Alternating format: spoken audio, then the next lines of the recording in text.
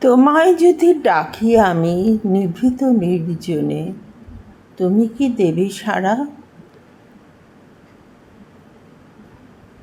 অন্ধকারে লুকিয়ে থেকে নির্জনতার আড়ালে কি প্রেম তুমি দেখাও আমাকে? কেন লুকিয়ে বেড়াও? ভালো যদি বেশি থাকো সামনে এসে বলো, না হলে বলে দাও আমি চলে যাব। খোলা দরজা দিয়ে আমি চলে যাব। আমিও চাই না অবাঞ্ছিত ভালোবাসা। তোমরা পুরুষ পুরুষ বলে আমাদের নিয়ে খেলবে। এই অপমান অবাঞ্ছিত ভালোবাসা আমি আর চাই না। তুমি আর আমার দরজায় এসো না। আমি গ্রহণ করতে পারবো না তোমাকে।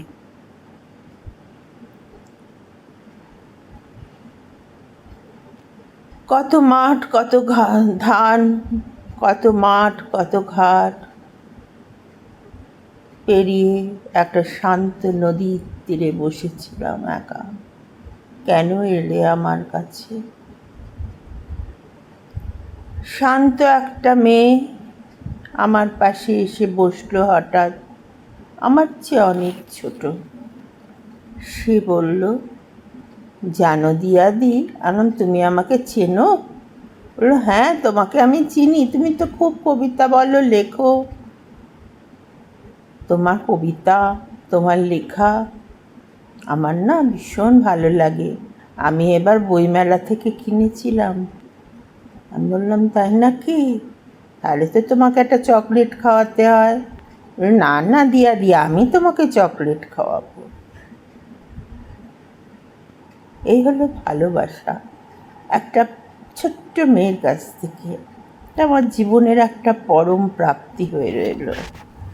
খোয়াইয়ের ধারে বসেছিলাম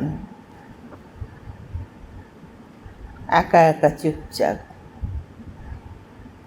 কিছু দূরে পশারিরা সব জিনিসপত্র গুটিয়ে নিয়ে চলে গেছে। এখন শুধু অন্ধকার। কিছু স্টল রয়েছে, আজকাল হয়েছে, আগে ছিল না। এগরোল, চাউমিন ইত্যাদি, মোমো। আমি এক কাপ চা নিয়ে খেতে লাগলাম।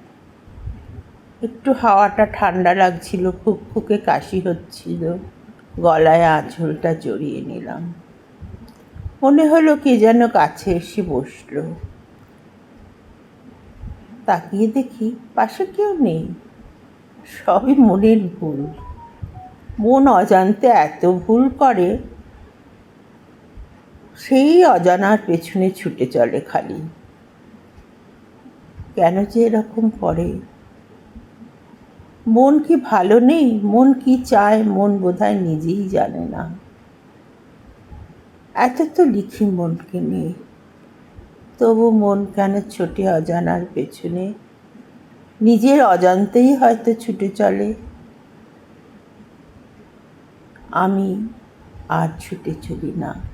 আমার মনকেও আর আমি ছুটে চলতে দেব না।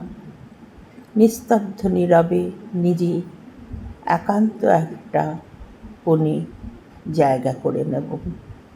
সেখানে থাকবে শুধু আমি আর আমার লেখা, আমার কবিতা। নমস্কার।